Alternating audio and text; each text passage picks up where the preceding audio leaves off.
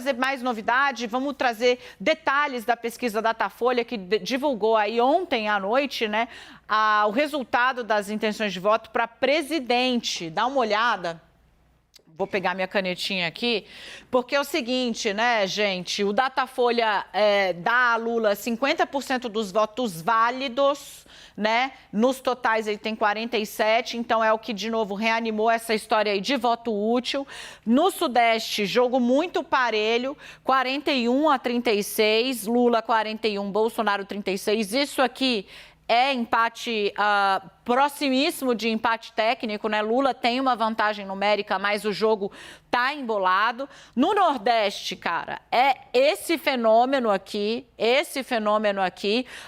quase 40 pontos de vantagem. Lula tem 38 pontos percentuais de vantagem na região Nordeste. É uma dianteira muito forte. A gente achava que o Lula tinha chegado no limite no Nordeste, ele conseguiu ainda dar um pequeno estirão nessa região que está desequilibrando bastante o jogo a favor dele.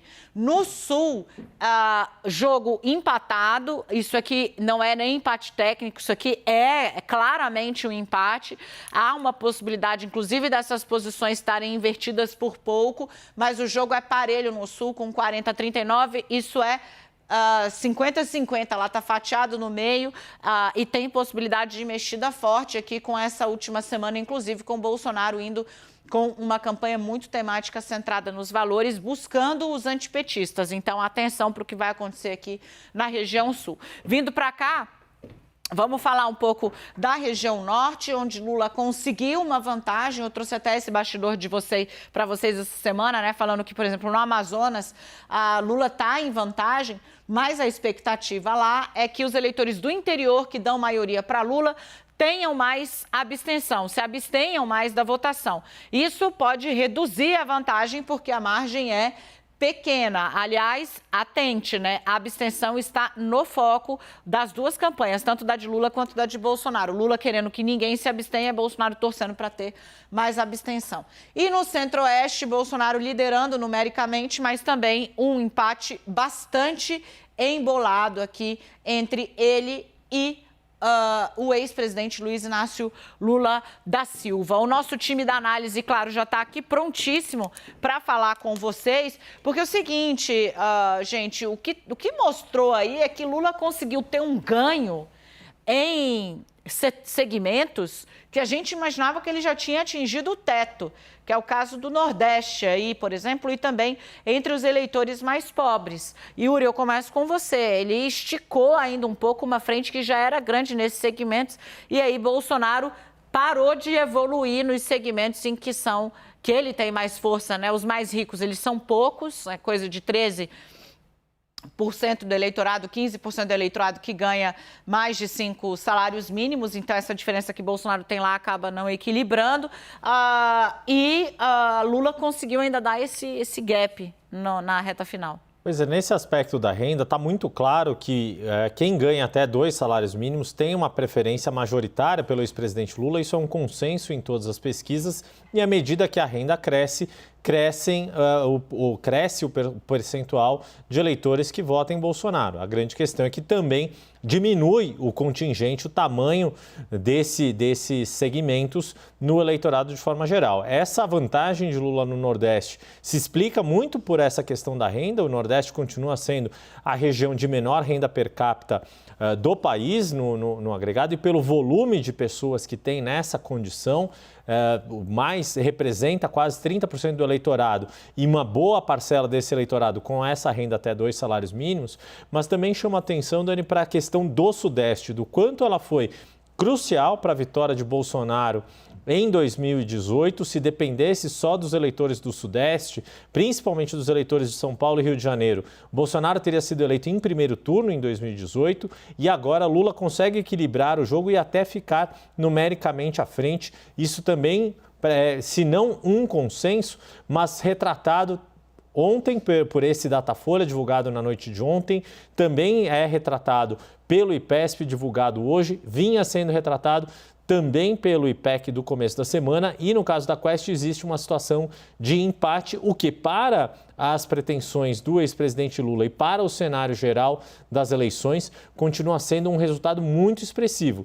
Porque, sim, o presidente Jair Bolsonaro perdeu muito voto nessa região mais populosa do país, em especial no estado de São Paulo, dado que em Minas ele havia ganhado, mas não com mais da metade dos eleitores no primeiro turno. No Rio de Janeiro teve uma vantagem muito expressiva, ele ainda continua sendo o melhor estado dos 4 estados da região sudeste para Bolsonaro, mas no caso do estado de São Paulo há uma recuperação muito forte tanto do ex-presidente Lula como do próprio PT, um partido que enfrentou muitas dificuldades no maior colégio eleitoral do país ao longo da história das eleições diretas para presidente. Leandro, quero te ouvir um pouco sobre esse recorte regional. Lembrando, né, ele mostra ali essa estagnação do presidente, estagnação que o presidente está tentando mudar a situação, mudar o parâmetro nessa reta finalíssima, aí, quase 9 dias para o primeiro turno, 8 dias e algumas horas e contando. Leandro Rezende.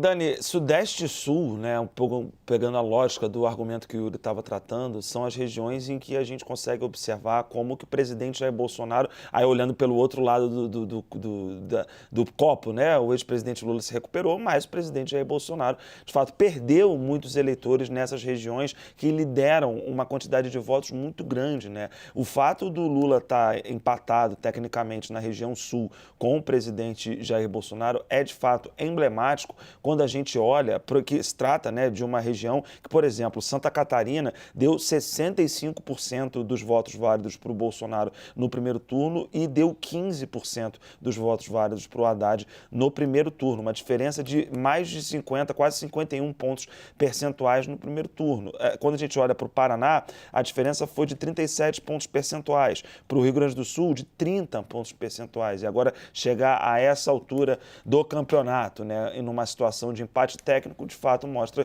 que houve uma recuperação do ex-presidente Lula e uma perda de eleitores por parte do presidente Jair Bolsonaro. Na região sudeste isso é muito sensível, porque a distância aqui no Rio de Janeiro foi de 45 pontos percentuais. E hoje, por mais que exista uma leitura da campanha do presidente de que no Rio o Bolsonaro está na frente do ex-presidente Lula, é uma recuperação importante, né? É um cenário em que o próprio PL aqui do Rio me diz o seguinte: olha, a gente tinha que, de fato, o Lula estava na frente, mas a gente conseguiu fazer o X, né? Conseguiu reverter a tendência de crescimento do Lula, encostar e ultrapassar o ex-presidente. Nesse recorte por regiões, talvez esteja de uma maneira muito clara a dificuldade que foi a campanha do presidente Jair Bolsonaro até aqui, que era de manter eleitores que foram dele em 2018 e manter esses eleitores junto em 2022. Se tivesse mantido, por exemplo, na região sudeste, a situação agora que as pesquisas mostrariam seria absolutamente diferente desse cenário que a gente está vendo. O Nordeste sempre teve com o PT e continua, mas a perda de eleitores no Sudeste e no Sul do país é emblemática, né, para a situação que a gente está vendo agora da campanha, com uma expectativa do PL, ou partido do presidente, de recuperar esse eleitor que se desencantou de alguma maneira, sobretudo no estado de São Paulo agora nessa reta final.